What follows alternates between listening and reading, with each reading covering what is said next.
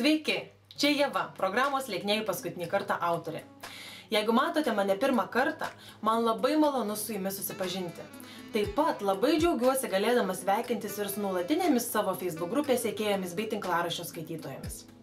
Šiuo trumpu video aš noriu labai pasidžiaugti tuo, kad visai neseniai knygynus pasiekė pirmoji mano knyga Lieknieji paskutinį kartą. Rašydama šią knygą galvoju apie visas tas moteris, kurios šiandieną galbūt jaučiasi taip, kaip kažkada jaučiausi aš. Kurios, kaip ir aš praeityje, kiekvieną rytą pradeda su nauja viltimi pagaliau atsikratyti tų nereikalingų kilogramų. O miegoti nueina su eiliniu nusivylimo jausmu savimi. Ir tuo, kad ir vėl nepavyko laikytis vienokios ar kitokios mitybos ar sporto programos rekomendacijų. Patikėkit, aš tikrai labai gerai žinau, kaip jūs jaučiatės. Man viskas pasikeitė tada, kai aš supratau, kad į lieknėjimą privalau žiūrėti kaip į holistinį, arba kitaip tariant, visą apimantį procesą.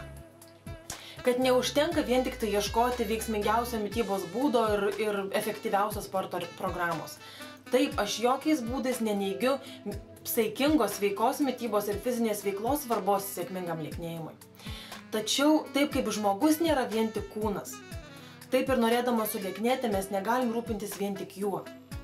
Todėl norėdamas sulieknėti visam laikui mes privalom atkreipti dėmesį ir į trečiąjį, labai svarbų sėkmingo lieknėjimo elementą. Tai psichologinė lieknėjimo pusė, kurią aš knygoje vadinu tiesiog mąstymu. Mums labai yra svarbu įsigilinti, kokios galbūt yra vidinės priežastys, kurios mums sutrukdo lieknėti.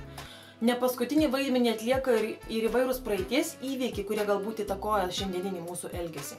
Mums labai yra svarbu suprasti, ką mes jaučiam, kaip mes mąstom, tai yra įsigilinti savo jausmus ir į savo mintis.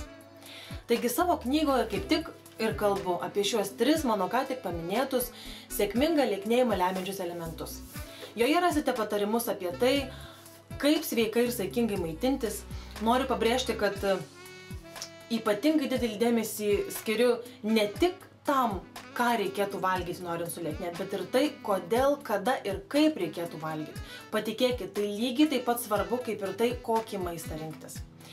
Čia rasite patarimus ir apie antrąjį sėkmingą lieknėjimo elementą, fizinę veiklą, bei didžiausią dėmesį visgi skiriu mano galva svarbiausiam sėkmingo lieknėjimo elementui, tai psichologiniai lieknėjimo pusė.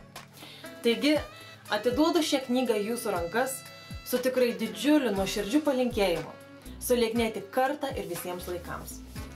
Tik labai prašau, nebūkit tarp tų, kurie tik įsigyja vienokią ar kitokią knygą ir padeda ją į lentyną.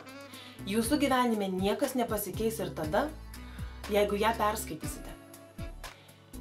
Norimais rezultatais džiaugsitės tik tuomet, kai visas knygoje pateiktas rekomendacijos įgyvendinsite praktikoje.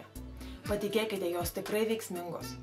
Absoliučiai visas iki vienos esu išbandžiusi pati praktikoje sėkmingai lieknėdama. Taip pat vėliau jos padėjo sulieknėti ir iki šiol padeda lieknėti mano asmeninių konsultacijų klientėms. Taigi linkiu jums džiaugsmingo, sėkmingo, lengvo lieknėjimo. Patikėkit, jis tikrai toks gali būti. Knygą jau dabar galite rasti Vagos ir Pegaso knygynuose bei Knygų klubas internetinėje svetainėje. Na, o kol kas, lieknėkit su malonumu, džiaukitės kiekvieną dieną ir iki sekančių susitikimų.